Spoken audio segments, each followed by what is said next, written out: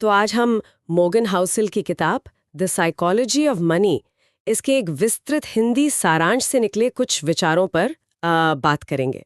हाँ, ये बहुत ही दिलचस्प किताब है। दिलचस्प बात यह है कि ये किताब कहती है पैसा कमाना और उसे संभालना ये सिर्फ गणित या बाजार की समझ का खेल नहीं है। बिल्कुल नहीं। उससे कहीं ज्यादा ये हमारी सोच, हमारी आदतों और हाँ, हमारी भावनाओं पर निर्भर करता है। सही कहा, ये साइकोलॉजी का खेल ज्यादा है। हमारे पास इस किताब का एक बढ़िया हिंदी सारांश है और आज हम इसी में थोड़ी गहराई में उतरेंगे। जी। समझने की कोशिश करेंगे कि पैसे को लेकर हमारी अपनी सोच कैसे बनती है, हमारे डर और उम्मीदें कैसे हमारे फैसलों पर असर डालते हैं और क्या है वो मुख्य बातें जो हमें बेहतर वित्तीय जीवन जीने में मदद कर सकती हैं। हाँ, ये समझना बहुत जरूरी है आजकल। चलिए शुरू करते हैं इस पड़ताल को। बिल्कुल। सबसे पहली और शायद सबसे बुनियादी बात जो ये सारांश उठाता है वो है हमारी मनी माइंडसेट, मतलब पैसे को लेकर हमारी सोच। हाँ, ये नींव है। कमाल की बात है कि एक ही जैसी आर्थिक स्थिति में दो लोग पैसे के बारे में बिल्कुल अलग नजरिया रख सकते हैं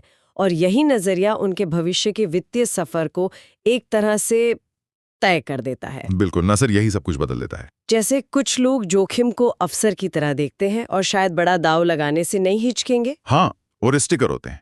वहीं कुछ लोग सुरक्षा को पहली प्राथमिकता देते हैं, शायद इसलिए वो बड़े मुनाफे से चूक जाते हैं पर सुरक्षित रहते हैं। दोनों अपनी अपनी जगह सही या गलत हो सकते हैं, है ना? बिल्कुल।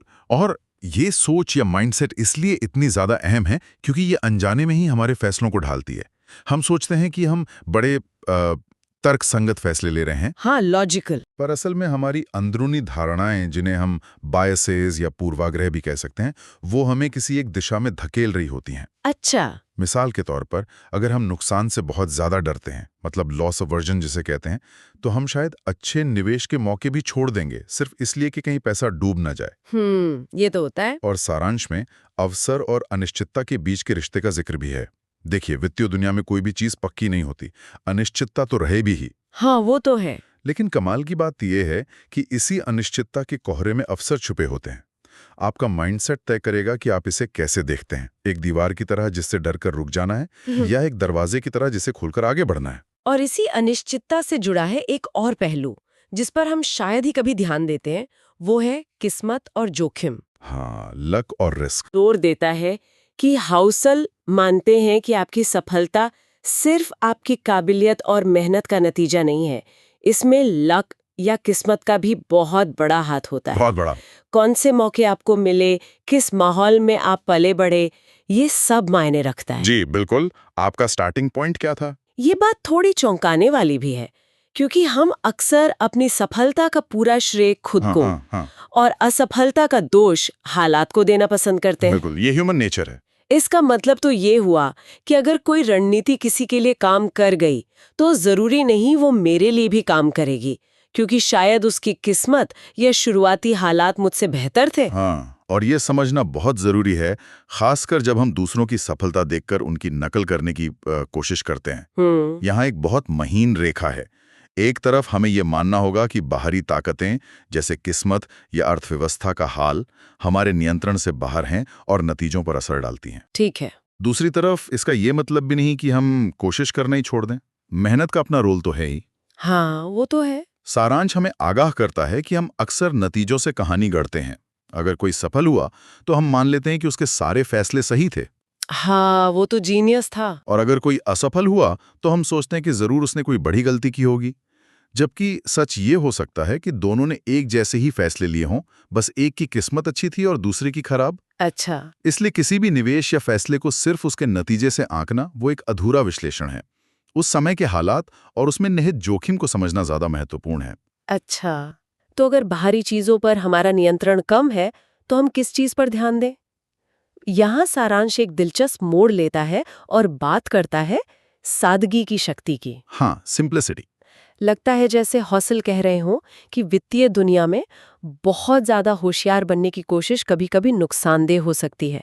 क्या वाकई ऐसा है? बिल्कुल, कई बार होता है। मतलब जो निवेश की रणनीति सीधी सादी हो, जिसे आप आसानी से समझ सकें, वो अक्सर उन जटिल रणनीतियों से बेहतर होती है जिनमें ढेरों तकनीकी पेचीदगियां हों। ये सुनने में थोड़ा उल्टा लगता है। हाँ, सुनने में उल्टा लग सकता है, पर इसके पीछे गहरा तर्क है। देखिए, जटिल रणनीतियों में गलतियां होने की संभावना ज्यादा होती है। उन्हें समझना और उन पर टिके रहना मुश्किल होता है, खासकर जब बाजार में घबराहट का माहौल हो। हाँ, तब तो बिल्कुल समझ नहीं आता क्या करें। सादगी आपको स्पष्टता देती है, क्लैरिटी। आप जानते हैं कि आप क्या कर रहे हैं और क्यों कर रहे हैं। इससे भावनात्मक फैसले लेने की गुंजाइश कम हो जाती है। अच्छा, ये बात तो है। और इसी सादगी से जुड़ी हैं छोटी-छोटी पर लगातार की जाने वाली आदतें। जैसे सारांश बहुत जोर देकर कहता है कि वित्तीय सफलता कोई लॉटरी नहीं है, ये मैराथन है। रोज थोड़ा बचाना, सोच समझकर खर्च करना और नियमित रूप से निवेश करना, ये उबाऊ लगने वाली आदतें ही लंबे समय में कमाल करती हैं। अच्छा, मतलब छोटे-छोटे कदम। हाँ, और यहीं पर कंपाउंडिंग या संचयी वृद्धि का जादू काम करता है। कंपाउंडिंग, हाँ, ये शब्द सुना है। जब आप थोड़ा पैसा निवेश करते हैं और उस पर रिटर्न कमाते हैं, तो अगली बार आप मूलधन के साथ साथ उस कमाए हुए रिटर्न पर भी रिटर्न कमाते हैं। अच्छा, ये प्रक्रिया धीरे धीरे रफ्तार पकड़ती है और वक्त के साथ आपका पैसा तेजी से बढ़ता है, खासकर लंबे समय में। इसीलिए छोटी शुरुआत भी बड़ी बन सकती है, अगर उसे पर्याप्त समय मिले। ये कंपाउंडिंग वाली बात तो सुनी है, लेकिन इसे असलियत में काम करते देखना शायद मुश्किल होता है, क्योंकि इसमें वक्त लगता है। बहुत वक्त लगता है। और यहीं पर शायद अगली अहम बात आती है, निवेश में समय का मूल्य। हाँ, टाइम। सारांश तो यहाँ तक कहता है कि निवेश में समय ही असली संपत्ति है। ये बड़ी बात है। ये बहुत बड़ी बात है, शायद सबसे बड़ी। मतलब आप कितना पैसा लगा रहे हैं, उससे भी ज्यादा जरूरी है कि आप कितने समय तक उसे लगा रहने देते हैं। बिल्कुल। लेकिन इसके लिए तो जबरदस्त धैर्य चाहिए होगा, खासकर जब बाजार ऊपर नीचे हो रहा हो। हाँ, धैर्य, पेशेंस। लोग अक्सर घबराकर गलत समय पर पैसा निकाल लेते हैं ना। बिल्कुल सही, और यही सबसे बड़ी गलती होती है। धैर्य शायद निवेश का सबसे मुश्किल पर सबसे जरूरी तत्व है। कंपाउंडिंग को अपना काम करने के लिए समय चाहिए। बाजार कभी सीधा ऊपर नहीं जाता, उसमें उतार चढ़ाव आना स्वाभाविक है। हाँ, वो तो आता ही है। जो लोग इन उतार चढ़ाव से डर कर बाहर निकल जाते हैं, वो कंपाउंडिंग के असली फायदे से चूक जाते हैं। वो सबसे ज्यादा रिटर्न मिस कर देते हैं। तो फिर ये धैर्य कैसे लाएं? देखिए, धैर्य विकसित करने का एक तरीका है लंबी अवधि का नजरिया अपनाना। अगर आप अगले 6 महीने या 1 साल के रिटर्न को देखकर निवेश कर रहे हैं, तो आप जरूर परेशान होंगे। हाँ, फिर तो रोज चिंता होगी। लेकिन अगर आपका लक्ष्य 10, 15, 20 साल या उससे भी ज्यादा का है, तो ये छोटी मोटी गिरावटें आपको उतनी विचलित नहीं करेंगी। आप समझेंगे कि ये सफर का हिस्सा है। अच्छा, लंबी सोच रखनी होगी। यहीं पर यह सवाल उठता है कि हम इस धैर्य को बनाए कैसे रखें, खासकर जब भावनाएं हावी होने लगती हैं। हाँ, ये भावनाओं वाला पहलू तो बहुत अहम है। बहुत ज्यादा। सारांश कहता है कि डर और लालच, ये दो भावनाएं हमें पैसे के मामले में सबसे ज्यादा अतार्किक बना देती हैं। जी, फियर एंड ग्रीड। जब सब कुछ अच्छा चल रहा होता है, शेयर बाजार रॉकेट बना होता है, तो लालच कहता है और पैसा लगाओ, कहीं मौका चूक ना जाए। हाँ, ज्यादा जोखिम लेने लगते हैं। हाँ, FOMO, fear of missing out. और जैसे ही बाजार गिरता है, डर हावी हो जाता है, सब बेच दो वरना सब डूब जाएगा। Panic selling. हम शायद सबसे खराब समय पर सबसे कम कीमत पर अपना निवेश बेचकर निकल जाते हैं। ये तो एक दुष्चक्र जैसा लगता है। ये बिल्कुल सही है। और यहीं पर बिहेवियरल फाइनेंस या व्यावहारिक वित्त का असली काम शुरू होता है। अच्छा जी, वो क्या है? ये मानता है कि हम इंसान हैं, कंप्यूटर नहीं। हमारी भावनाएं, हमारे पूर्वाग्रह, सामाजिक दबाव, ये सब हमारे वित्तीय फैसलों पर गहरा असर डालते हैं। जैसे सब जानते हैं कि बाजार गिरने पर खरीदना चाहिए, पर डर के मारे ज्यादातर लोग बेच देते हैं। यही तो है व्यावहारिक पक्ष। समझ गया। इसलिए इस सारांश के मुताबिक भावनात्मक स्थिरता और आत्म जागरूकता शायद सबसे बड़े कौशल हैं जो एक निवेशक विकसित कर सकता है। खुद को समझना। हाँ, ये समझना कि आप कब डर महसूस कर रहे हैं, कब लालच, और उन भावनाओं को अपने फैसलों पर हावी न होने देना। मुश्किल है लेकिन जरूरी है। और जानते हैं, यहाँ फिर से सादगी काम आती है। अच्छा, कैसे? अगर आपकी निवेश रणनीति सरल और स्पष्ट है, तो भावनात्मक तूफान में भी उस पर टिके रहना आसान होता है। जटिल रणनीतियां अक्सर हमें ज्यादा सोचने और घबराने पर मजबूर कर देती हैं। हाँ, ये तो है। कम सोचो, कम परेशान होगे। बिल्कुल। ये तो हुई भावनाओं की बात। अब एक और बड़ा दिलचस्प फर्क जो सारांश बताता है, वो है अमीर होने और दौलतमंद होने के बीच। हाँ, रिच वर्सेस वेल्दी। मुझे हमेशा लगता था ये एक ही बात है, पर हाउसल के अनुसार ऐसा नहीं है। अमीर दिखना मतलब शायद महंगी गाड़ी, बड़ा घर, खर्चीली जीवन शैली। हाँ, ज्यादातर लोग यही समझते हैं। ये बाहरी दिखावा है। तो फिर दौलतमंद होना क्या है? क्या ये सिर्फ बैंक बैलेंस से ज्यादा कुछ है? ये अंतर समझना क्यों जरूरी है? ये अंतर बहुत गहरा और महत्वपूर्ण है। देखिए, अमीर होना अक्सर आय, इनकम से जुड़ा होता है। आप कितना कमाते हैं और कितना खर्च करते हैं, जिससे वो अमीरी दिखती है। हाँ, लेकिन दौलतमंद होना संपत्ति, एसेट से जुड़ा है। वो पैसा जो आपने कमाया पर खर्च नहीं किया, बल्कि उसे ऐसी जगह लगाया जहां वो और पैसा बना सके। अच्छा, जो पैसा काम पे लगा हो। बिल्कुल। दौलत अक्सर दिखाई नहीं देती। ये वो वित्तीय सुरक्षा और स्वतंत्रता है जो आपके पास होती है। सोचिए, कोई बहुत ज्यादा कमा सकता है, पर अगर वो सब खर्च कर दे तो वो अमीर दिख सकता है पर दौलतमंद नहीं है। असली दौलत आपको विकल्प देती अपनी मर्जी का काम करने का या काम ना करने का।